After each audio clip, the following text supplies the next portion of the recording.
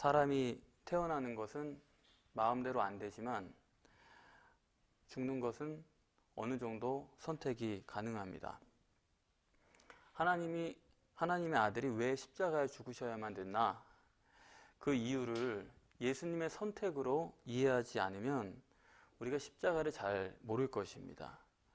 십자가를 하나님의 필연성으로 생각하지 못하고 누가 이렇게 예수를 죽였고 인간의 입장에서 볼 때 십자가가 이렇다 그렇게 설명하는 것에 그치는 것은 크리스찬으로서 굉장히 좀 당황스러운 일입니다. 예수님을 십자가에 처형하기 전에 오늘 본문에 따르면 빌라도가 채찍질하도록 내어주었다 그렇게 시작하고 있습니다. 그러니까 십자가 그리고 채찍질 이 둘은 불가분의 관계라는 것을 보여주고 있습니다. 성경의 계시를 읽는 방법은 이 십자가를 채찍질로 설명하라는 것이다. 그것이 성경이 말씀해주는 그런 지시사항인 것입니다. 십자가와 채찍질을 같이 연결지어서 채찍질을 통해서 십자가를 이해하려는 것이 주님의 뜻입니다. 그런데 크리스찬들에게 우리들에게 이 채찍질에 대해서는 별로 그렇게 남아있는 이야기가 별로 없어요. 여러분들이 관념적으로 그저 채찍질이 무엇이다 라는 걸 알고 계신 정도지 채찍질에 대해서 우리가 깊이 생각해 본 적이 없을 것입니다. 그러나 이 채찍질의 뜻을 모르면 십자가도 온전하게 알 수가 없습니다. 이 십자가를 알도록 하기 위해서 성경이 여러 가지 사인을 두고 있는데 대표적인 것이 이사야서 53장 5절에 그가 채찍에 맞음으로 우리가 나음을 입었도다 그런 구절을 여러분들은 아실 것입니다.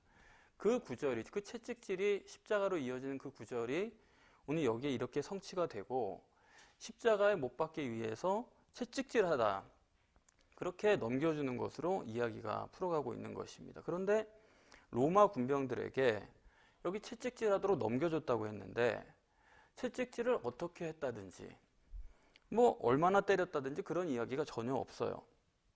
그리고 엉뚱하게 희롱당한 것만 기록하고 있습니다. 그리고 그 후에도 다시는 채찍질에 대한 얘기가 전혀 없습니다. 그러니까 채찍질에 대해서 단지 그 단어가 나온 것일 뿐이지 이사야서의 그 구절이 여기서 성취됐다는 것만을 말할 뿐이지 채찍질했는데 채찍질하라는 그런 하라고 그랬는데 그 내용은 전혀 없어요. 그리고 곧바로 군인들이 희롱했다. 가시관을 눌러 씌우고 갈대로 때리고 옷을 입혔다 벗겼다 또 심지어는 뭐 머리를 때렸다 아주 세세하게 기록을 하면서 정작 채찍질에 대해서는 아무런 이야기가 없습니다. 그러면 이렇게 하면 어떻게 되느냐?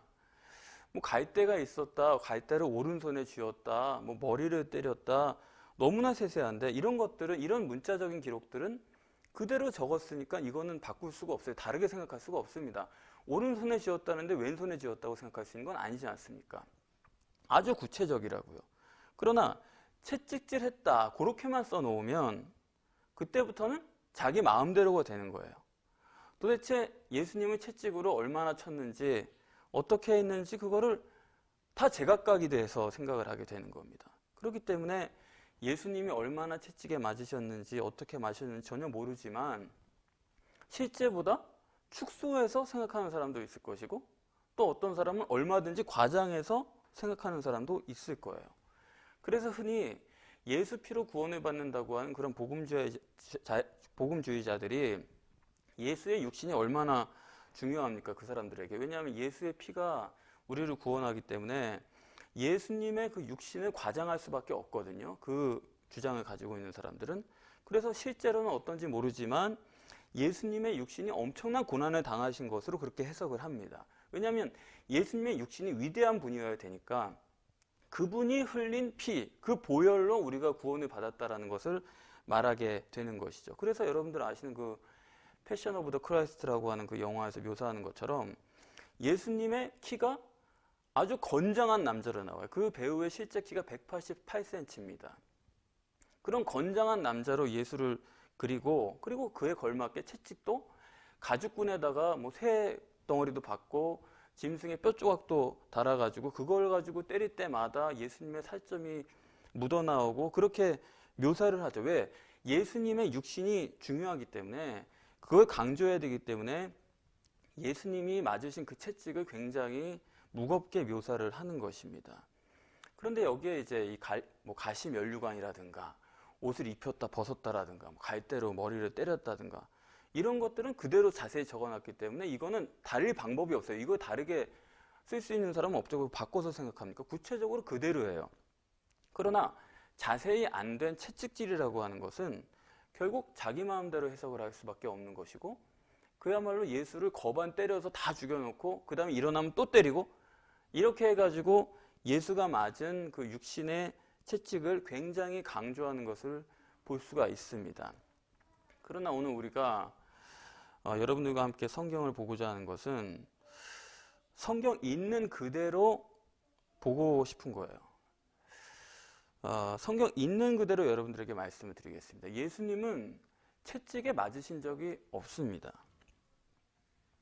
왜 그러느냐? 예수님의 몸을 보면 알아요. 예수님이 예루살렘에 입성하실 때 무엇을 타고 올라가셨는지 여러분 아세요? 나귀인데 나귀 새끼예요.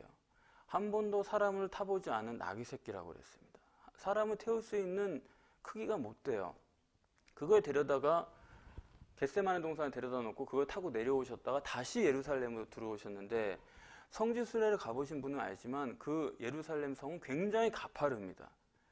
거기를 나귀 새끼를 타고 오르락내리락 한다는 얘기인데 건장한 성인 남성이 그 나귀 새끼를 타면 나귀 새끼 혹시 타보셨어요? 얼마나 작은지 모릅니다. 그거를 성인 남성이 타고 오르락내리락 한다는 건 그거는 불가능합니다. 그 나귀 새끼가 다리가 부러지고 말지 그거는 안 돼요. 그 말은 뭐냐면 예수님이 나귀 새끼를 타셨다는 건 뭐냐면 예수님의 키가 150cm를 넘지 않는다라는 얘기입니다.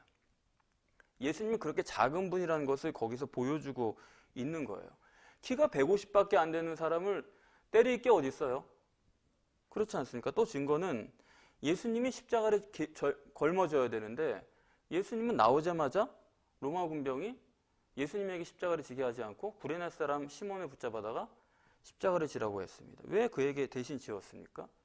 예수님은 그거에 지을 힘이 없다라고 판단을 한 겁니다. 그래서 구레네 사람 시몬에게 대신 십자가를 지은 것입니다. 또 예수님은 다른 사람들은 십자가에 달려서 48시간 이상 버티다가 죽는데 예수님은 너무 허약했기 때문에 6시간 만에 돌아가셨어요. 그러니까 예수는 아예 때려서는 안 되는 사람입니다.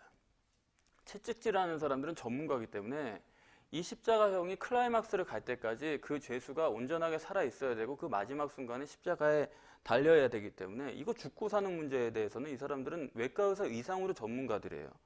많은 임상을 가지고 있고 십자가형을 완료하기 위해서는 이걸 어떤 식으로 끌어가야 된다는 걸 확실하게 아는 사람이기 때문에 예수를 그렇게 때릴 수가 없는 겁니다.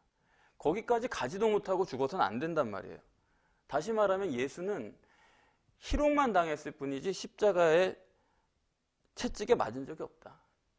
패션 오브 더 크라이스트에서 그 채찍을 보면 그건 저 보면서 울었어요. 너무나 끔찍하게 맞아가지고.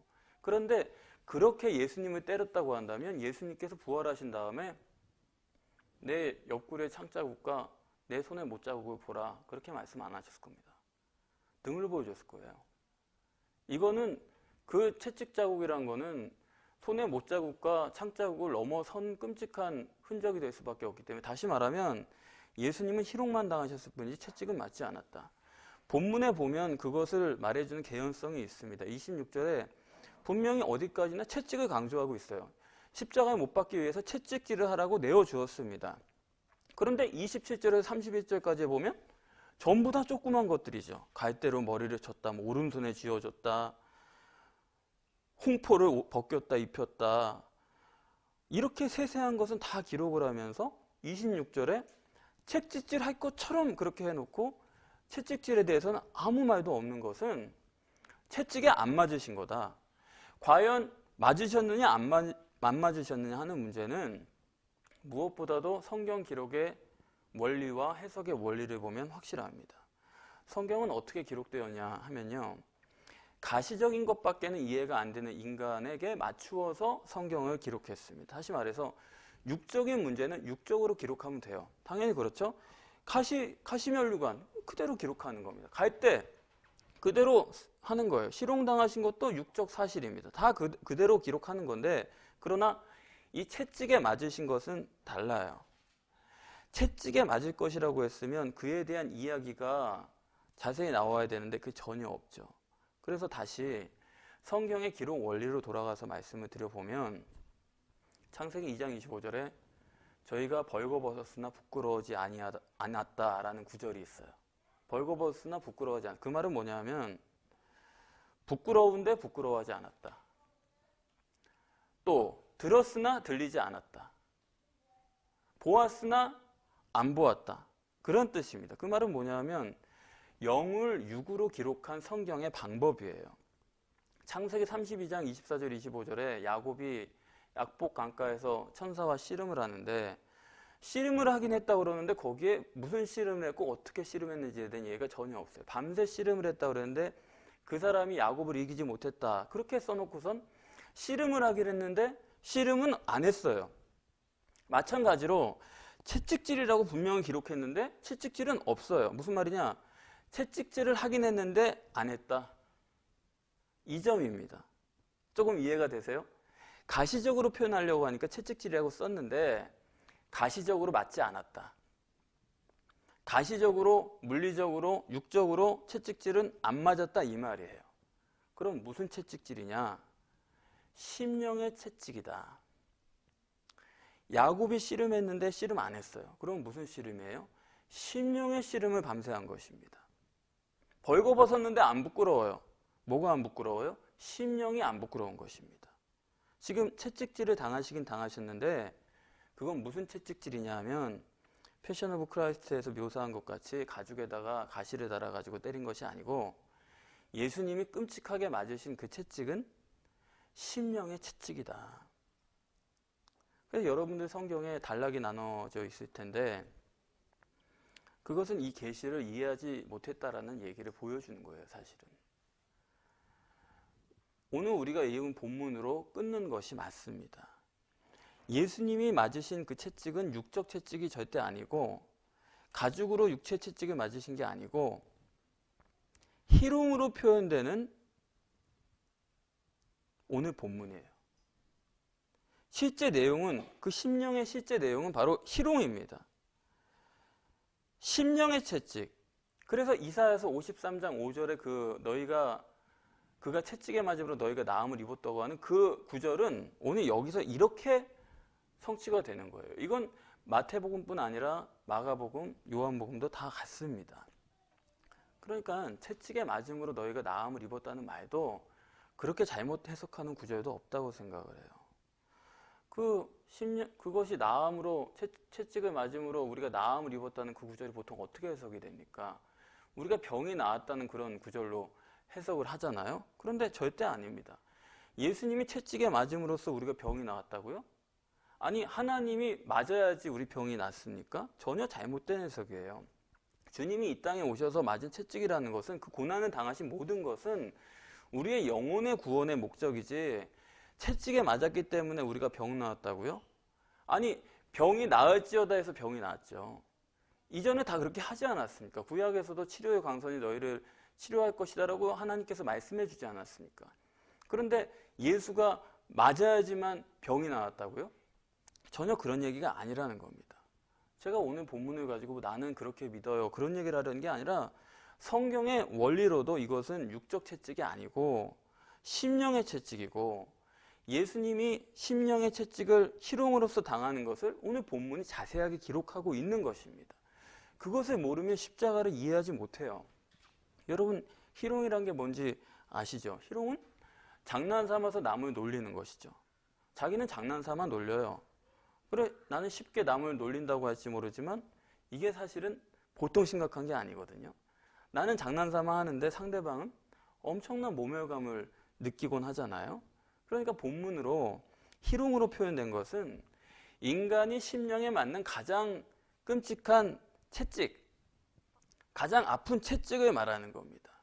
가장 아픈 게 희롱이에요. 사람들이 심심하니까 괜히 힘이 없고 좀 어수룩해 보이는 사람을 그렇게 놀리고 희롱을 하죠. 군대든지 감옥이든지 아니면 회사든지 그렇게 남을 희롱하는 걸 좋아. 학교에서도 그렇게 하지 않습니까? 왕따가 문제잖아요. 이런 거 보면 참 안타까운 게 언론에서도 가시적인 게 전부니까 전부 다 왕따를 했다 그러면 걔가 뭐 어디를 맞았다, 뭐 얼마나 때렸다 이렇게만 얘기를 하는데 가장 무서운 게 있어요. 그거는 모멸감을 주는 거예요. 지나가면서 귀에다가 조그맣게 그런데요. 욕한대요. 계속 왔다 갔다 하면서 욕을 한대요. 어떤. 그러니까 그거 앉아가지고 보통 부끄럽게 만드는 게 아니에요. 그래가지고 그걸 계속 당하면서 애가 모멸감을 받고 그 자아가 무너지는 겁니다. 그걸 못 견디는 거지 맞는 게 문제가 아니거든요. 희롱이란 건 강자가 약자를 가지고 노는 거죠. 고양이가 쥐를 잡아먹을 때 바로 집어먹지 않습니다. 그 고양이를 해가지고 고양이가 쥐를 계속 굴려요. 그러면서 희롱을 다 하고 힘이 빠지고 나면 그 쥐를 잡아먹는 거. 그런 거나 마찬가지예요. 예수님을 희롱이라고 왜 채찍을 왜 희롱이라고 묘사하나? 이게 바로 십자가이기 때문에 그런 겁니다. 희롱이 십자가예요. 천주교가 묘사하는 것처럼 매달려가지고 예수가 피를 뚝뚝뚝 흘리고 그게 십자가가 아닙니다. 십자가의 의미는 수치요, 모멸이에요. 수치 중에 수치요, 인간이 느낄 수 있는 최고 최대의 수치. 그게 바로 십자가입니다. 십자가는 공개 처형하는 그 순간이 십자가가 아니에요. 어떻게 해요? 십자가를 메고 행진을 하게 하는 겁니다. 그 시간만큼 끔찍한 모멸감을 주는 거예요. 모멸을 다 받고 맨 마지막에 그 클라이막스로 가게 하는 거지. 다시 말하면 성경이 묘사하는 십자가라는 것은 절대로 육적 고통이 아니에요. 육적 고통을 주기 위해서 십자가를 지는 게 절대로 아닙니다. 이건 정신적인 거예요. 그래서 십자가에 달린 사람에게 뭘 줍니까? 모략을 탄 포도주를 줘요. 마취제죠. 그 사람에게 육적 고통을 주기 위한 거라면 마취제를 줘서는 안 돼요. 그러나 마취제를 주게 합니다. 육체는 살려놓고 정신적인 고통을 주는 거예요. 그래서 하나님께서 이 로마 사람이 십자가형을 집행하게 한 모든 섭리는 모멸감, 수치, 거기에 목적이 있는 것입니다. 다시 말해서 예수님이 희롱당하시고 수치를 겪어야 하는 그것을 위해서 십자가를 예비하신 것이지 육적 고통은 전혀 아닙니다. 그래서 39절 이하에 여러분들이 보시면 거기서도 전부 다 예수님을 모욕하는 거예요. 계속 희롱해요. 아하 이러면서 고개를 절레절레 저으면서 계속해서 희롱하는 장면이 나옵니다. 그게 십자가라고요. 하나님이 예수님더러 십자가에 못 박혀 죽으라는 것은 수치도 그런 수치가 없는 거죠. 그런 고통을 겪게 하시려는 거지 육체의 고통이 무서워서 십자가 지도록 하신 게 아니라는 것입니다. 전혀 잘못 알고 있어요. 성경은 전혀 그렇게 기록하지 않습니다. 우리가 이 점을 바로 알아야 됩니다. 왜 하나님께서는 육신을 얻고 이 땅에 오신 메시아가 이렇게 끔찍한 모멸을 당하고 육체의 고통이 아닙니다. 희롱을 당하고 수치를 당하고 이것을 당하셔야 우리를 구원받게 하셨나? 이게 구원의 절대 조건이 아니면 이럴 수가 없죠. 하나님 무슨 예수님이랑 왼수 졌습니까? 그렇지 않습니까? 구원의 절대 조건이기 때문에 이걸 하시는 거예요. 그러면 유대인의 왕은 반드시 희롱을 당해야 된다. 그게 하나님의 뜻입니다. 하나님이 섭리도 안 하신 걸 뭐 로마 군병들이 나쁜 사람들이 돼가지고 예수님을 이렇게 희롱했다. 그런 얘기가 아니에요. 이게 다 하나님이 섭리하신 것이죠. 유대의 왕은 반드시 십자가를 져야 된다. 이 말은 하나님이시지만 그는 낮아져야 된다. 빌립보서 2장 5절에서 말씀한 바와 같이 그는 근본 하나님의 본체시나 하나님과 동등됨을 취할 것을 여기지 아니하시고 자기를 비어 사람이 되었고 종의 형체를 가져서 죄인과 같이 십자가에 달리셨다. 육신이 되어 이 땅에 오신 예수 그리스도가 우리를 구원하기 위해서는 전제 조건이 그냥은 안 돼요. 그분 자신이 진짜 낮아져야 되는 겁니다. 낮아지되 뭐가 낮아져요? 육신이 아니에요. 육신이 낮아지는 게 아니고 뭐가요? 심령이 낮아지기 전에는 우리를 구원할 수 없기 때문에 하나님께서는 예수 그리스도의 심령을 낮추시는 거예요. 그것이 아니라고 한다면 왜 이렇게 낮아져야 됩니까? 보통 복음주의자들이 하는 말이 이렇게 낮아지는 것은 우리의 구원과는 상관없다고 그래요. 이거는 우리가 이 세상을 살아가는 데 있어서 온유하고 겸손하고 그런 생활의 모범을 보이려는 것이다 라고 말하는데 그건 쇼죠. 십자가에 올라가서 예수님이 쇼를 하겠습니까? 낮아지지 않으면 그분의 임무 수행 자체가 불가능하기 때문에 바로 하나님은 이러한 필연성을 가지고 십자가를 주신 것이지 못된 군병들이 그저 예수를 괴롭히는 그런 장면을 보여주기 위한 것은 전혀 아니라는 겁니다. 사실 우리가 낮아진다는 말을 하긴 쉬워요. 내가 낮아지게 하소서, 말은 그렇게 할 수 있죠. 그러나 여러분, 인간 세상에서 가장 어려운 것은 이것보다 어려운 건 없다고 생각해요. 물론 우리는 육신을 입고 있기 때문에 육신의 고통을 당하는 것은 정말로 감내하기가 어렵습니다. 우리가 다 물질이 중요하고 또 육체가 절대적일 수밖에 없지만, 그래서 다른 때는 뭐 중요한 게 많은 것 같아도 병이 들면 생각이 싹 달라지잖아요. 그냥 건강만 하면 좋겠다, 살기만 하면 좋겠다, 그렇게 바뀌지 않습니까? 그만큼 인간이 그 육체에 대해서 가지는 절대성이라는 것은 뭐 말로 못하죠. 그게 고통이 있는 질병이든 아니면 고통이 없는 장애든 간에 육체의 질병은 우리 모두에게 어려운 일입니다. 그래서 욥이 당한 고난도 보면 처음에는 재산을 잃고 두 번째는 자식을 잃고, 그거보다 무슨 더 큰 고난이 있을까 싶지만 그 다음에 자기 몸에 병이 오는 거예요. 끔찍한 병을 시달리면서, 그러니까 그게 뭘 말하는 겁니까? 육체의 질병처럼 무서운 시험은 인간에게 없다라는 겁니다. 그런데 욥기를 자세히 보면 그 무서운 질병보다도 더 무서운 게 하나 더 있어요.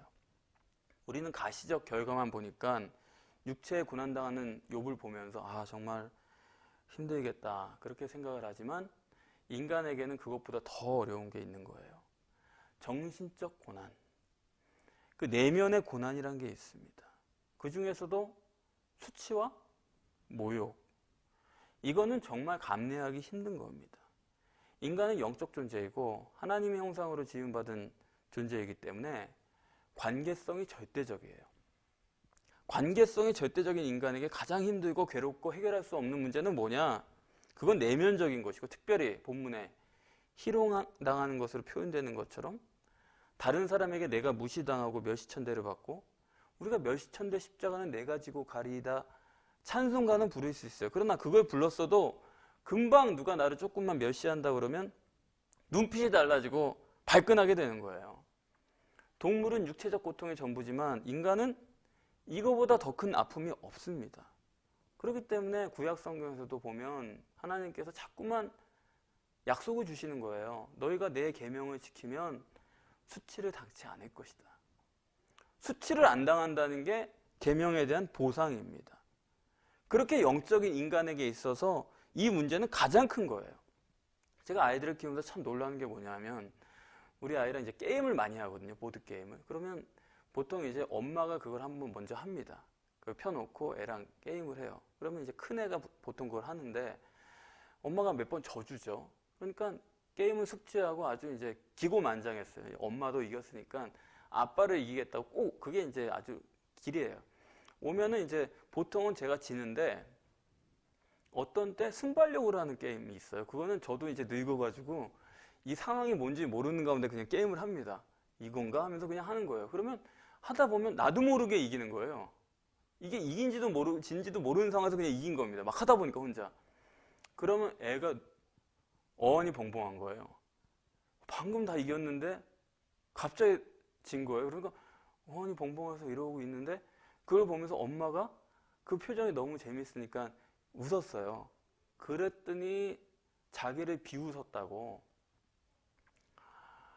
노발대발하는데, 여러분, 애들이 넘어져가도 다치면 그거는 아파도 엥엥 몇 번 하고 끝나요. 금방 그쳐요. 그런데 자기를 무시했다는 생각이 들어가면 그 어린애가 노발대발을 아주 난리를 치고, 그렇게 서럽고 분노해가지고, 그래서 그걸 해결하기 위해서는 한참 시간이 걸리고 한 번 그렇게 멀어지면 회복하기가 그렇게 어려운 거예요. 그게 인간입니다. 어떤 사람이 부도 나가지고 자살을 했다, 그건 겉만 얘기하는 거죠. 아, 정말 형편이 어려워가지고 자살했구나. 왜 자살하는 줄 아세요? 이후에 내가 겪을 그 수모와 그 수치, 그거를 내가 감내를 못하는 겁니다. 자살을 할 정도로 그게 큰 거예요. 그래서 자기 평가가 높은 사람일수록 자살을 하게 되는 거예요. 욥에 대해서는 우리가 고난에 대해서 육체의 고난, 저렇게 끔찍한 병이 있나? 아니요. 실제 욥의 고난은 그 세 친구와 대화하면서 받는 고난이 가장 큰 고난이에요. 그게 심령의 고난이고 이게 하나님이 설계하신 인간입니다. 이걸 모르면 영혼 구원, 사람이 마음이 중요하지 그거 아무것도 모르는 거예요. 사람이 내가 멸시를 당하고 무시를 당한다. 다른 사람에게 내가 대접을 받지 못한다. 그걸 감내하는 게 그렇게 어려운 겁니다. 그건 상담한다고 되는 문제도 아니고 우리 사회에 있는 모든 문제의 근원을 들어가 보면 다 그거예요. 왜 저 사람이 저렇게 생각하고 왜 저렇게 판단을 하고 왜 저렇게 됐을까? 그 속을 들여다보면 멸시천대 그 마음이 괴롭고 심령에 아픈 그것을 해결을 못했기 때문에 그런 문제가 생기는 것이고 지금 그것은 예수님에게도 큰 문제입니다. 예수님이 아무렇지도 않게 희롱당하시고 멸시받은 게 아니란 이야기죠.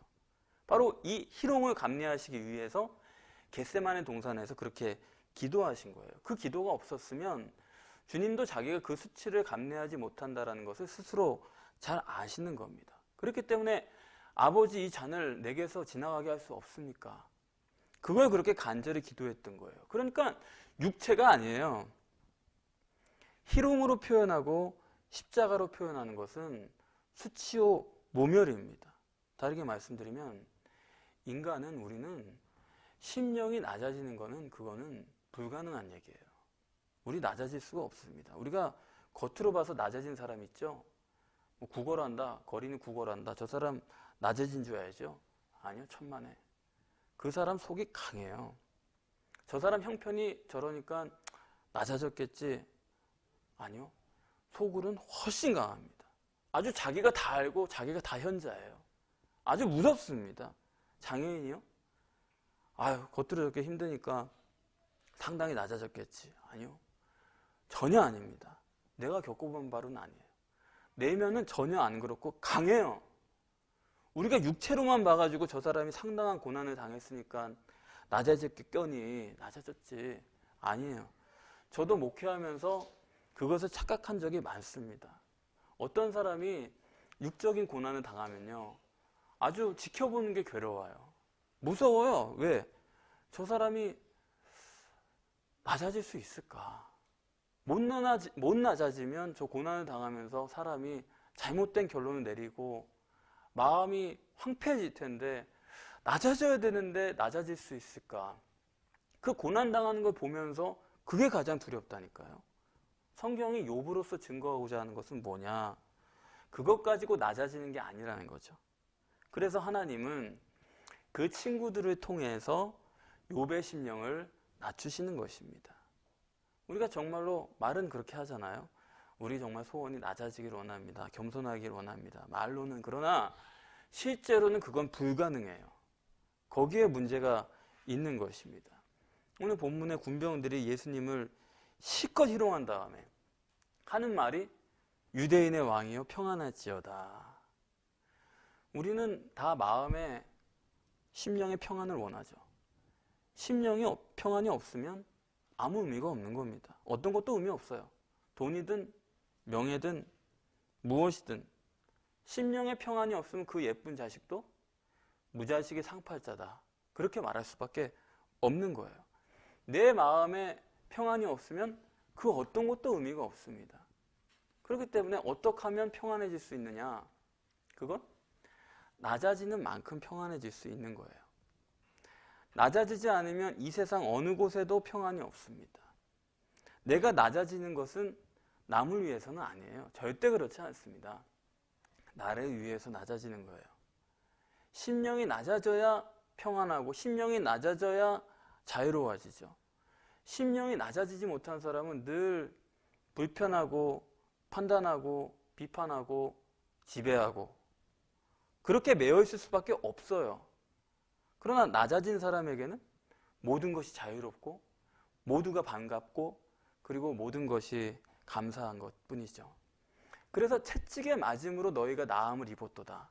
바로 그게 그 심령의 나음을 말하는 것입니다. 우리가 여기까지 생각하고 다시 음미할 필요가 있어요. 채찍에 맞는다는 게 곧 뭡니까? 주님이 희롱당하신 거예요. 그렇죠? 주님이 희롱당하신 게 뭐예요? 낮아짐. 그게 뭐예요? 심령이 낮아지는 게 바로 십자가입니다. 여러분 잊지 마세요. 주님께서 십자가에 낮아지시는 것은 주님이 우리를 구원하시는 절대 조건이에요. 주님 자신의 심령이 낮아지지 않으면 우리를 구원할 수 없습니다. 우리는 예수님이 십자가에 달리신 것은 예수님 자신은 아무 문제도 없을 거라고 생각을 하지만 아니에요. 그냥 피 가지고 하는 거니까, 피 흘리면 되는 거니까 그분은 아무 문제가 없을 거라고 우리는 생각해 보지만 그렇지 않습니다. 예수님 자신도 심령이 낮아지기 전에는 우리를 구원할 수 없기 때문에, 그러니까 이 점을 모르면 우리가 십자가의 필연성을 올바로 깨달을 수가 없는 거죠.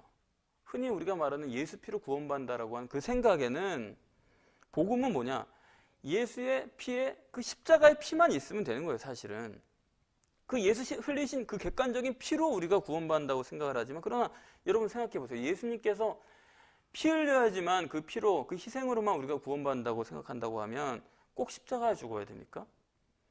십자가 아니면 피 흘리는 방법이 없나요?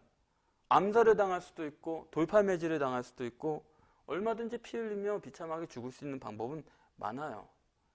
하도 피 흘려야 된다고 그러니까 그렇지 않습니까? 피 흘리는 게 문제라고 한다면 자연사만 안 하면 되는 거예요. 병으로 돌아가시지만 않으면 되는 거예요. 피는 흘려야 되니까. 그러면 뭐하러 이렇게 희롱을 당하고 낮아지셔야 되는 거예요. 이 점을 우리가 깊이 생각해야 됩니다. 그것은 구원과 상관없다. 생활의 교훈이다. 인격의 수양이다. 전혀 그렇지 않습니다. 성경은 희롱당하시고 낮아지시고 십자가를 지시고 그 모든 것이 하나예요. 연결되어 있습니다. 그 모든 것이 한 가지로 우리를 구원하기 위한 절대 조건이에요. 다른 사람을 위해서 피만 흘리면 된다? 절대 그런 게 아닙니다. 그런 문제가 아니에요. 십자가 구원은 주님이 낮아지기 전에, 육체가 아니고 심령이 낮아지기 전에는 절대로 이루어질 수가 없습니다. 다시 말하면 유대인의 왕으로서는 안 돼요. 하나님이고 신인 메시아고 하나님인 동시에 완전한 인간인 그분, 높은 분이죠. 그러나 유대인의 왕으로서는 인간을 구원할 수 없어요. 그 심령 상태로는 안 된다. 그 심령이 자기가 완전한 유대인으로서 유대 사람들에게, 동족에게 버려져서 절대 죽을 수 없는 이방 사람들, 그 로마 사람들에게 희롱당할 때까지 낮아져야 우리를 구원할 수 있는 자격이 되는 것이지, 피만 흘린다고 육체의 문제를 가지고 사람을 구원할 수가 있는 것이 아니라는 것을 보여주는 겁니다. 우리가 성경의 네 복음서가 공통되게 증거하는 것은 뭡니까? 구원은 성령으로 이루어지는 것입니다.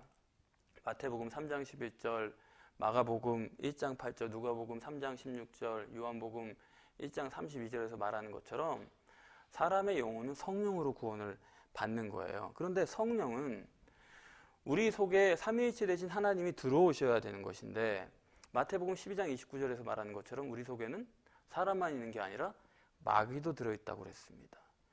마귀도 들어있는 그곳에 삼위일체 하나님이 들어오셔야 되는데, 그야말로 세족식처럼 나를 구원하신 하나님이 나를 섬기는 종의 모습으로 되지 않으면, 그 종의 심령으로 낮아지지 않으면 그 하나님이 인간의 속에 들어오실 수가 없어요. 들어올 이유가 없습니다. 마귀가 있고 선과 의라고는 하나도 없는 인간 속에 절대선 절대의인 하나님이 그 속에 굳이 들어올 이유가 없어요.